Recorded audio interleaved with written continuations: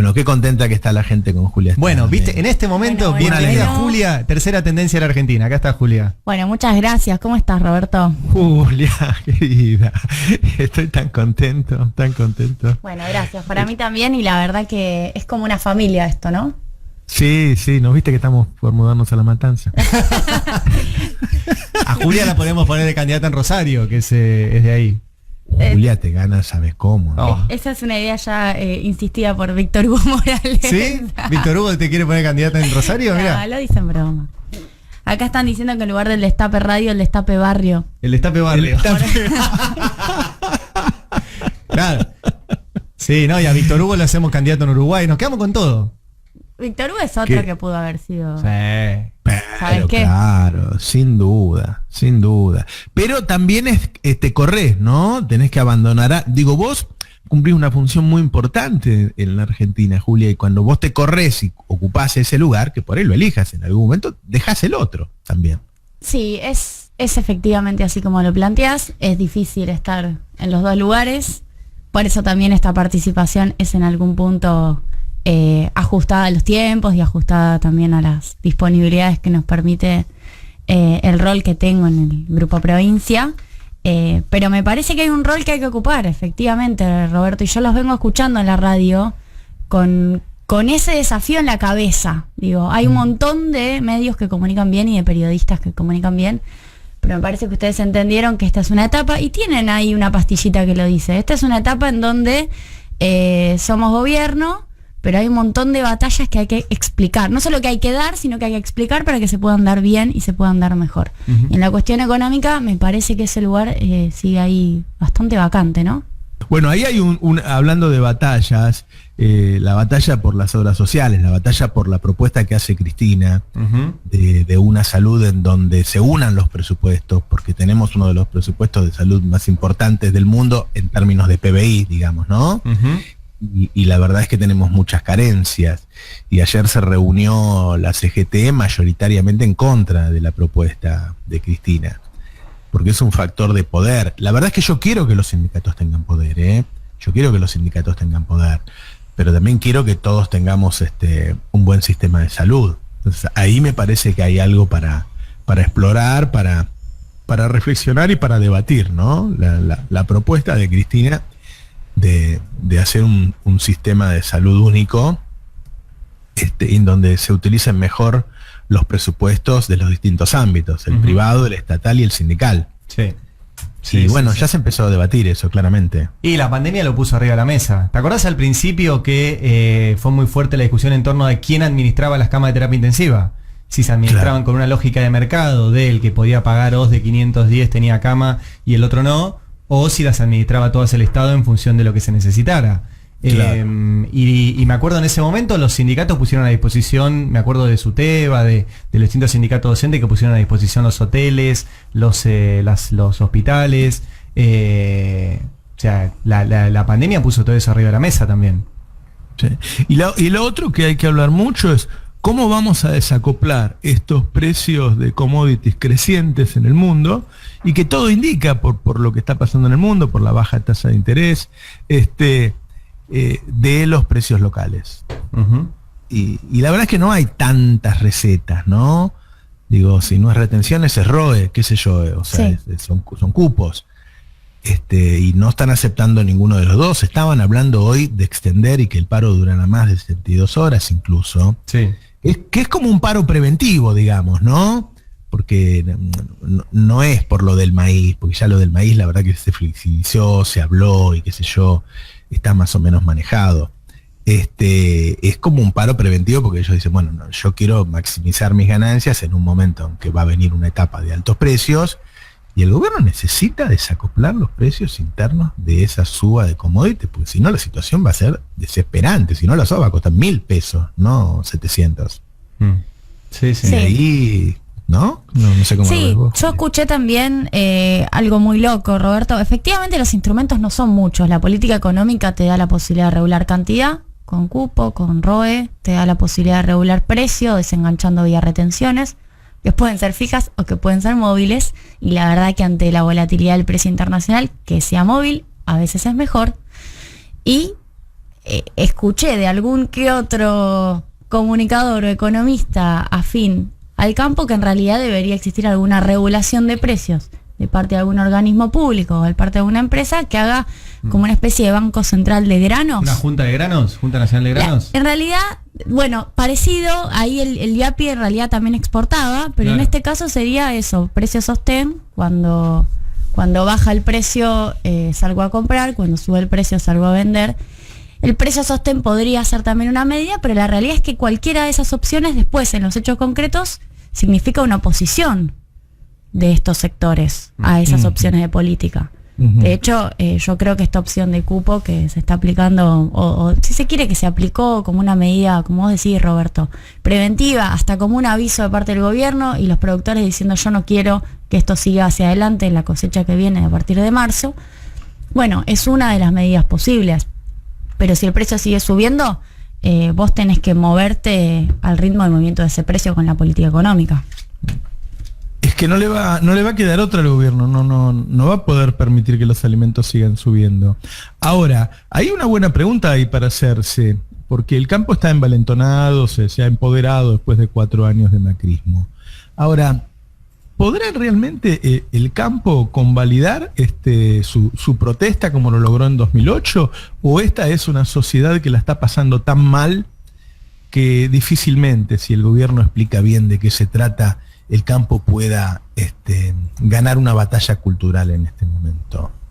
Quizás sea un buen momento para negociar con dureza con esos sectores. Quizás les cueste mucho a esos sectores encontrar que la clase media lo acompañe. Las sociedades cambian y a veces a las encuestas les cuesta mucho identificar los cambios en determinado momento. Yo tengo para mí que este año ha cambiado mucho a la sociedad. Hace mucho que no pasábamos necesidades como estas. Y si vos le explicas bien a la gente que en esas ganancias extraordinarias que están teniendo ellos está el precio del asado, que vos no podés pagar, y a mí me parece que podés dar una batallita ahí, porque lamentablemente el otro armado, que a mí me parece muy interesante, esta nueva supercámara que se ha armado, lleva tiempo. Uno no reemplaza, viste, Moreno lo quiso hacer en su momento, las cámaras, las representaciones, porque las representaciones en muchos casos son simbólicas. Y la mesa de enlace tiene una representación simbólica, tiene una representación ideológica con esos sectores. Hay una carga ideológica muy grande, muy grande. Mirá que con el kirchnerismo ganaron mucho dinero. La cosecha pasó de 60 a 120 millones de toneladas. Sí. Igual no nos quieren. Sí. Sí, yo coincido ahí con eso, Roberto, de que fue un año... A ver, lo de grandes fortunas generó un consenso más explícito, menos explícito, muy, muy amplio, y no es algo normal en un país como Argentina con el pensamiento hegemónico que suele tener. Ahora, sí también me parece que el lockout, lo que termina siendo, es, en términos argumentales, darnos a nosotros una evidencia empírica de por qué, si eventualmente se traslada a precio, alguito puede terminar pasando, ¿por qué pasa? Bueno, ahí tenés efectivamente cuál es la disputa y cuáles son quiénes son los interesados en obtener un precio internacional más alto. O sea, el lockout finalmente te termina dando, al menos hacia adelante, la posibilidad de discutir más claramente de cara a la sociedad. Sí. Yo no sé, porque ayer no hubo mucho corte de ruta y eso, ¿no? Entiendo que hubo poca gente. Bueno, hay que reflexionar sobre eso también. ¿Por qué no están teniendo la misma fuerza que han tenido en su momento? A mí me parece que hay que saber cuando el oponente no está en su mejor momento, ¿no? O cuando la sociedad se da cuenta de las cosas por una cuestión de necesidad, porque la necesidad te cambia, ¿no? O sea, nos han llevado a la lógica de romper la lucha de clases y que mucha gente acepte que la meritocracia y qué sé yo, pero cuando te duele la panza, por ahí cambiás de idea, ha pasado muchas veces. Entonces, el gobierno tiene que lograr una de esas dos cosas para desacoplar los precios. Y yo creo que tiene que hacerlo sí o sí, y sería bueno probar a ver qué pasa, ¿no? Las retenciones del maíz eran del 20% en 2015, y ahora son del 12%. podrían volver al 20. Sí, claro. Podrían Pero también, volver al 20. creo que lo charlamos ayer, preparar el terreno, o sea, generar la necesidad de las medidas, sino que sea una reacción a un lockout. Porque bueno, si no, cuando fue la 125, que bueno, con Zayat lo hacíamos, dábamos letra a lo loco, nosotros éramos, le encontrábamos más propiedad que la aloe vera a la 125 nosotros. Claro. No, pero esto, digo, si vos explicaras todo esto que están explicando ustedes, de que se puede desacoplar, la nota que vos publicaste, que insisto con esto, de que ganaron 74% en dólares, de que la carne, o sea, ganaron 74% más que el año pasado, más que el año pasado en dólares, o sea, si todo eso se explicara antes de que ellos te accionen, sería mucho más fácil de explicar. Claro. Una medida, por ejemplo, de volver a aumentar las retenciones de... Bueno, yo decía estos días, Basterra es un muy buen comunicador, es un tipo sencillo, sensato, y yo creo que él debería ser un jugador importante del gobierno, debería tener más repliegue, ¿no? Acá ha salido algunas veces y la verdad que ha explicado muy bien sus puntos de vista. No es un enemigo del campo, es un tipo que negocia todo el tiempo, ¿no? Pero que es muy sensato y argumenta bien. A mí me parece que las dos batallas decisivas van a ser la sanitaria y la alimentaria este año. Porque hoy ya el precio de los alimentos está, digo, yo conozco, yo sigo teniendo los amigos de siempre, la mayoría son humildes y no pueden comer carne, chicos. Sí. No pueden comer carne. No, es tremendo. Bueno, aumentó 20% este mes. Claro, el diciembre, efectivamente. Claro. No, y va a seguir, todos los vientos dicen que va a seguir. A ver si puedo explicar un poco qué es el ROE, cuál es la otra cosa que decimos con Julia. Si vos armás un cupo que sea para Argentina de cada grano, una vez que ese cupo quedó acá, se arma un mercado acá. Ya no es el mercado de Chicago, es un mercado acá. Y ese mercado seguramente va a terminar más atado a los ingresos de los argentinos. ¿Sí? Porque como lo tenés que vender acá, te vas a terminar adaptando al salario local.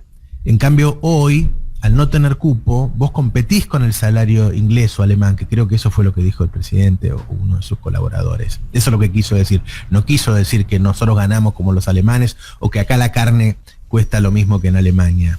Sí, intentás armar un mercado local distinto al mercado de la exportación. El mercado local hoy no existe, por eso está bien explicarlo desde ese lugar. Hay un mercado de carne, además donde toda la carne pase por ese lugar, porque tenemos supermercados con integración vertical que tienen la ganadería y no pasan por un mercado local de precio de referencia o precio público.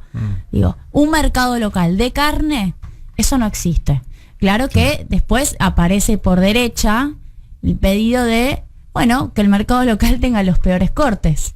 Ese reclamo aparece a los 2 minutos en que uno lo plantea. Bueno, nuestra discusión es que sean siempre los mismos cortes para adentro y para afuera, no distingamos entre nuestra mesa y la exportación, pero sí distingamos precio, con lo cual finalmente estás discutiendo rentabilidad, claro. Básicamente.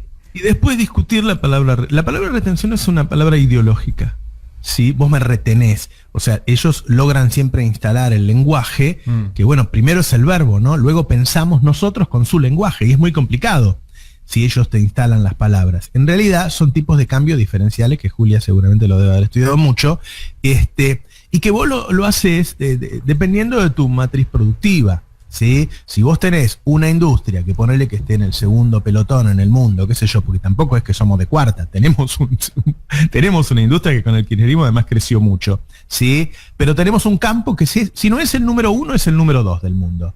En cuanto a productividad, digo, vos sacás hoy 10 toneladas por hectárea de maíz y los brasileños sacan 2. Mirá la diferencia que tenemos. ¿Sí? Nosotros tenemos 2 cosechas, hay pocos países en el mundo que tienen 2 cosechas por año.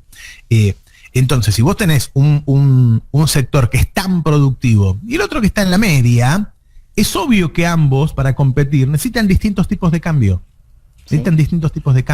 Entonces, eso que ellos llaman retención y que es una arancel a la exportación, lo que hace es diferenciar los tipos de cambio para que ambos sectores sean competitivos en el mundo. Y eso hay que explicarlo bien, porque no es una retención, no es un impuesto, es una arancel a la exportación para diferenciar el tipo de cambio. No está mal que tengamos distintos tipos de cambio, como tampoco está mal que tengamos distintas cargas distributivas. Los europeos le sacan a la industria para darle al campo, y los campesinos reciben un cheque de la Unión Europea. Claro. Hacen al revés, y nadie dice que eso está mal, que es populismo. Sí. ¿No? Sí, tienen subsidios al agro que la OMC los deja pasar. Claro, exactamente. Perdón, subsidios, sí, bueno, también subsidian al agro. Pero yo he estado en el campo de mi primo y le llegó un cheque para la leche. El tipo vende leche y recibe, no sé, 5 euros. Y otros 5 euros se los da el Estado. Para que el tipo siga viviendo ahí y criando su ganado y teniendo su tambito. Y eso nos han ganado la batalla cultural y han naturalizado cosas que no pueden ser, que es que el trabajador argentino pague un bife que se produce acá con pastura local, con granos locales para el engorde, con mano de obra local y hasta con maquinaria agrícola local, porque somos productores de maquinaria agrícola, utilizando nuestras rutas y utilizando nuestros puertos, y lo tengamos que comprar nosotros a la cotización de Chicago en dólares. ¿Cómo llegamos a naturalizar eso? Sí. Y lo naturalizamos tanto que a veces hasta periodistas nuestros dicen, bueno, no deberíamos reflexionar que por ahí lo mejor sería dejar de comer carne. ¿Qué sé yo, viste? Salvo que seas vegano, te comprendo. Pero si no, el asado es nuestra comida, como la baguette es la de los franceses, la tortilla la de los mexicanos. Claro. No. No me fuerces a un cambio cultural diciéndome que sería buen negocio. Sí. Sí, la regulación del mercado local además es importante, porque está el típico ejemplo, Roberto, del productor de maíz que tiene que elegir. En algún punto hay una elección ahí medio condicionada entre venderle a la industria local, a la avícola, o venderle el maíz al exportador. ¿Y qué pasa? Y esto te lo dicen los que trabajan en el Ministerio de Agricultura. La industria tiene que ofrecer un precio igual o mejor al del exportador para que se lo venda a la industria. Porque si no, el productor de maíz elige el exportador por una razón además de financiación. El exportador le paga en 10, 15 días, la industria acá por distintas situaciones le paga de 30 a 90 días y se asegura cobrar más rápido. Pero además el precio está fijado obviamente internacionalmente y la industria tiene que acercarse al precio internacional para lograr obtener el insumo para procesar, que es el maíz. Por eso, cuando vos aplicás una retención, que en realidad es bajar levemente, de acuerdo a la alícuota, el valor que recibe el exportador, lo que haces es bajar el valor al cual la industria le tiene que pagar ese maíz para poder darle de comer al pollo, darle de comer al cerdo, o darle de comer a la vaca que da leche. Entonces, cuando a mí me cuentan esa anécdota, la industria se tiene que ir y ofrecerle al productor de maíz igual o más que lo que le ofrece el exportador, bueno, evidentemente tenés que regular el precio de la exportación. Sí. Y además termina ocurriendo, perdón, ¿no? Que vas al supermercado y el aceite de maíz ya es una rareza. Sí. Desapareció de las góndolas, Sí. no hay aceite de maíz. Si encontrás una botella perdida por ahí, no, y es un milagro. todo para sostener ganancias extraordinarias de cuánta gente.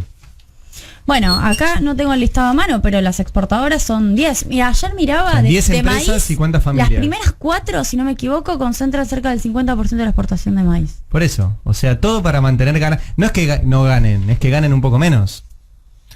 Ganan un montón. Bueno, ahí es discutible, no sé Roberto vos qué pensás, pero si a $140 la tonelada de maíz el negocio funcionaba en junio, Sí. ¿por qué hoy no funcionaría a $140? Claro. Digamos, bueno, revisemos los costos internos, quizás un poco más, pero ¿por qué si no funciona a 200 es la muerte? Claro. No. Claro. Digamos, lo que hay es una disputa por la apropiación de un valor diferencial que es el maíz, que subió a $60. Bueno, nosotros ¿quién se exportamos lo que comemos y ese es un temón. Viste que, o sea, Chile exporta cobre, vos no comés cobre. Acá estamos disputando algo de primera necesidad como es la comida. Entonces la discusión es grande y es histórica, como ustedes saben, ¿no? Y es histórica. Es un problema. Y bueno, es un problema cuando además en un momento como este, en el que tenemos una crisis sanitaria, y yo creo que tenemos una crisis alimentaria, porque si vos tenés 11 millones de personas que o comen en comedores o reciben bolsones de comida en su casa, eso se llama crisis alimentaria. Que la resolvamos por ahora regalándoles comida, no deja de calificarse como crisis alimentaria. Entonces, Roberto, habría también una crisis humanitaria, porque la alimentación es un problema humano, y si las razones, más allá de la economía, por las cuales en definitiva estamos priorizando el negocio en lugar de alimentar a la población, tenemos un problema de falta de humanismo también. Pero es que Alberto llegó y se encontró con un país que ya tenía 8 millones de personas comiendo en comedores, y que no habían llegado ahí por la pandemia, habían llegado ahí por la política económica de Macri. Tuvo que llegar un gobierno que llega. La pandemia sumó 3 millones más. Claro, un gobierno que llega en el siglo 2021 y lo primero que tiene que hacer es entregar una tarjeta alimentaria y darle medicamentos a los jubilados. ¿Cómo? Es un gobierno de emergencia, de desastre, un gobierno que llegó en medio de una guerra y no había guerra. Y vos los ves a sus economistas paseándose y opinando sobre lo que hace, porque viste, uno puede tener diferencias puntuales con Guzmán o darse cuenta a veces que después de tantos años en Estados Unidos es difícil entender que acá les ofreces un punto de baja de tasa de interés y los tipos se ríen, ¿no? Pero vos pensás que ellos tenían a Caputo, que vino acá a hacer negocios. Es muy distinto. Entonces, al Toto de la Champions. Claro, es una situación de verdadera emergencia. Asumamos que vivimos en un país con una crisis sanitaria y una crisis alimentaria, en esos términos. Y en ese país hay una cantidad de familias, más o menos unas 3.000 familias, acaparan casi el 80% de la producción, porque además alquilan muchos campos y qué sé yo, y esos tipos viven como en la bella época, ¿no? Que te acordás que eran los más ricos de París. Viven mejor que nunca. Entonces, bueno, algo está mal, che. Algo está mal. Llamarle revolución, llamarle como sea, pero esto hay que modificarlo. Esto hay que modificarlo. Totalmente. Tenemos... Bien, efectivamente estamos ante una situación de aumento muy fuerte del precio internacional del maíz. Esto pasa por distintas razones, pero una es interesante para que sepan cómo la pandemia trastoca todo.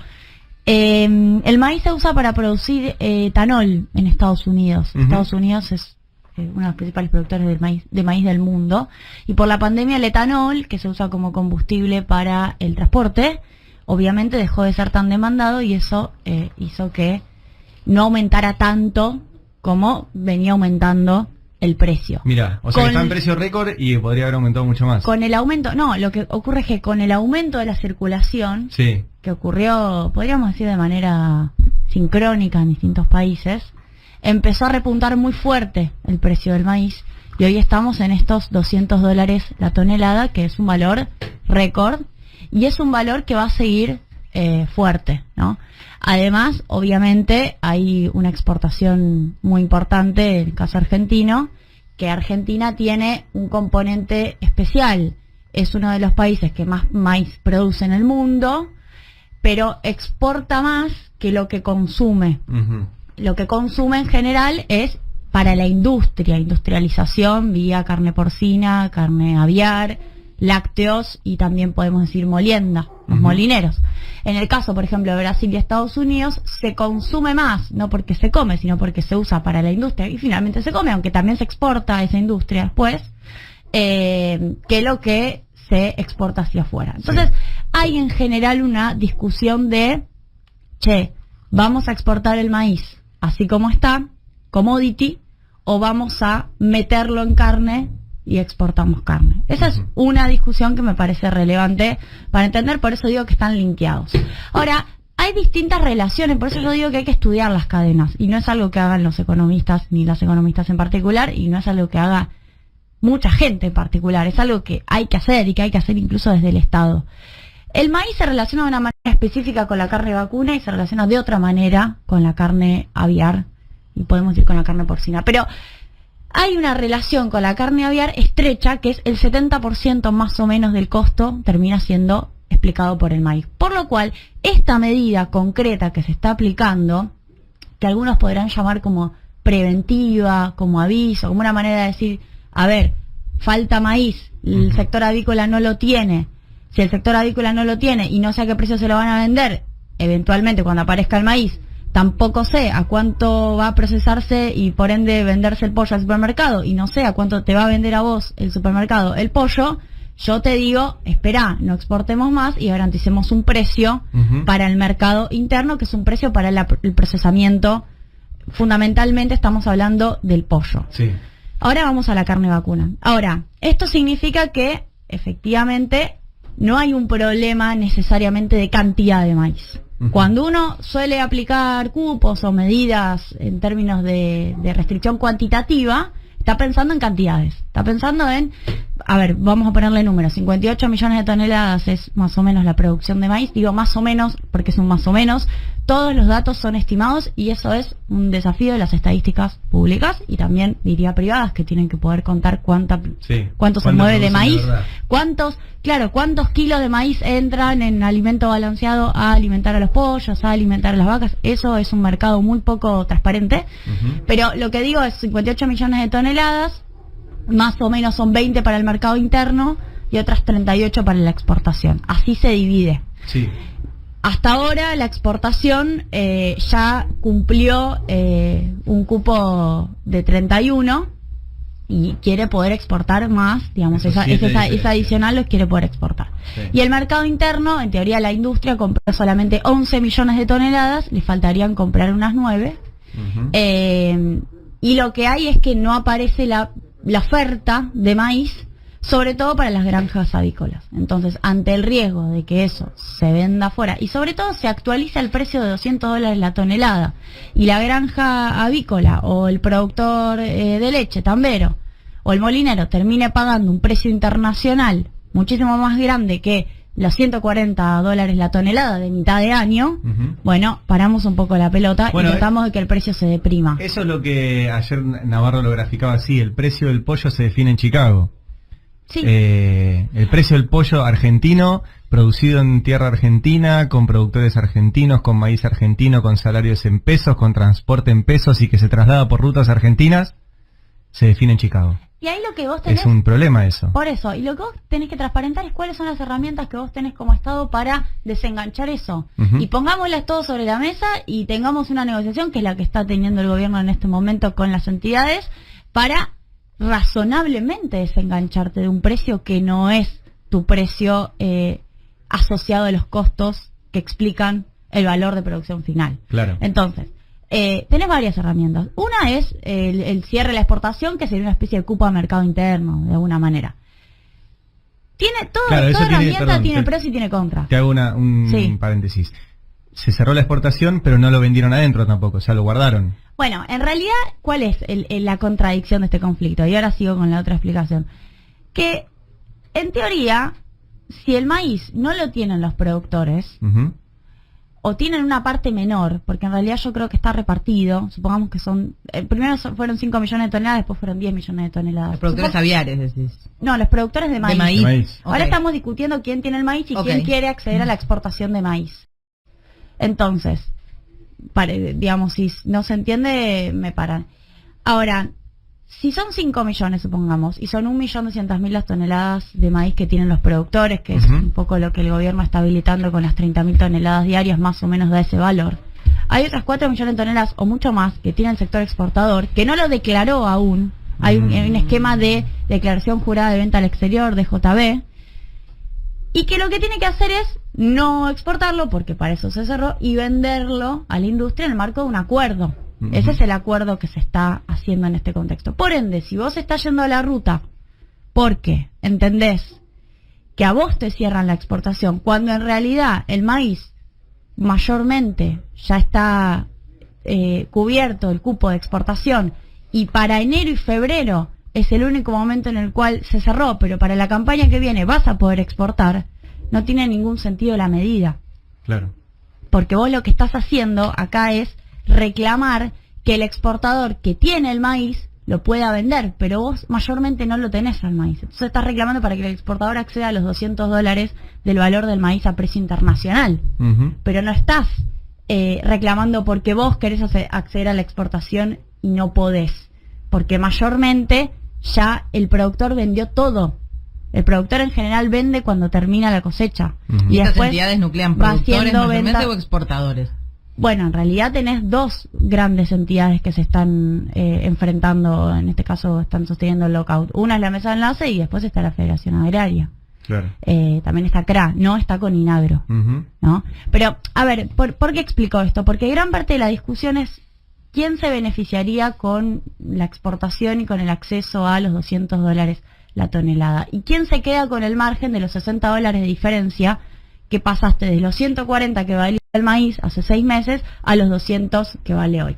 Lo que está diciendo el gobierno es, si yo le traslado esos $60 especificados, ¿no?, de costo a la industria, supongamos que la industria avícola, y mucho menos la industria de la carne vacuna, pero también, lo que voy a hacer es tener en un mes y medio, un aumento del pollo muy fuerte. También un aumento de la leche, también un aumento de los huevos, también un aumento de todos los derivados del maíz. Todo consumo básico. Tengo que parar esto ya mismo, porque me están haciendo una actualización, me están dolarizando, no solo primero el maíz, pero después me dolarizan todo lo demás. Sí. Entonces, la discusión es sencillamente esa. Si vos me preguntás técnicamente qué pasa en un contexto de ascenso del precio internacional de un bien, como pasó con la soja en 2008, y ante la necesidad de desconectar esa suba del precio internacional y lo que viene pasando con la mesa de los argentinos, y las retenciones móviles que se adecúan al diferencial de precio, tanto si sube como si baja, y se quedan con esa parte diferencial para que el exportador no se apropie de la diferencia, o de la renta, sí, de la renta que sobresale de eso.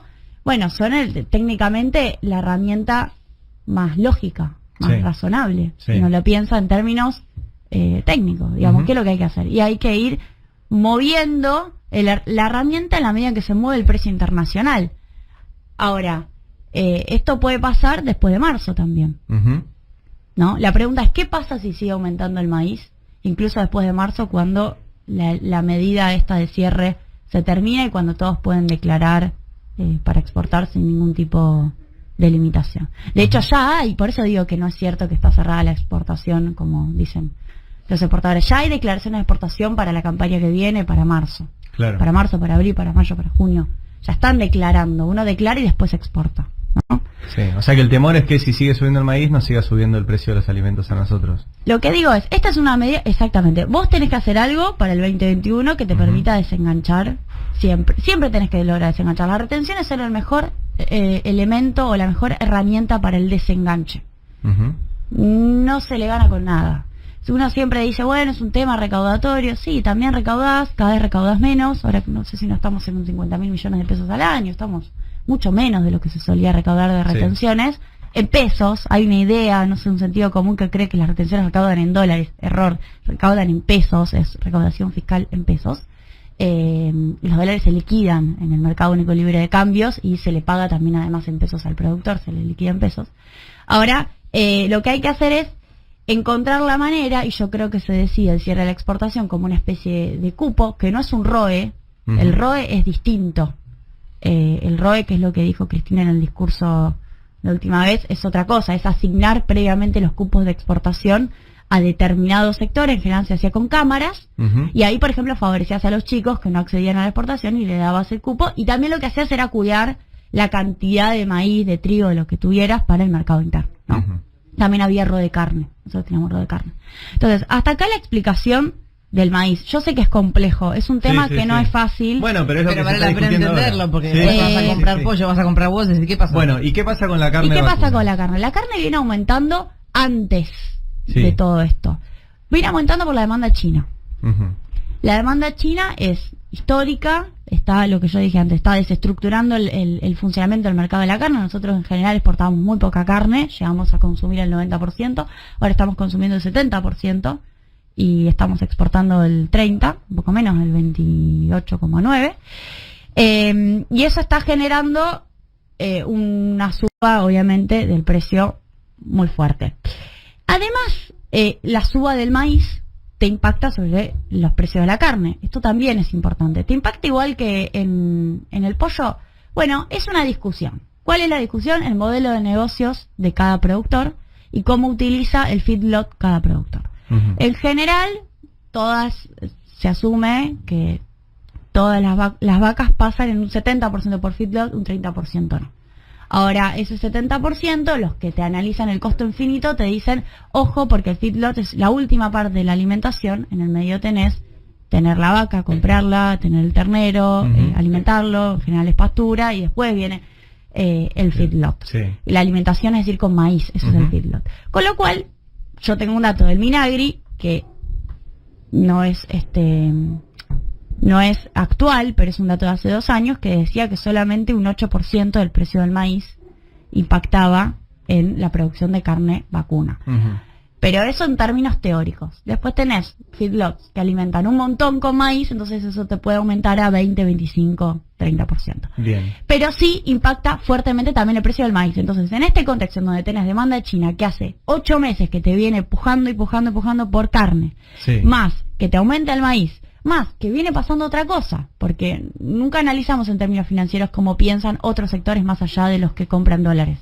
El campo, durante este contexto de pandemia y sin acceso al dólar, compró terneros.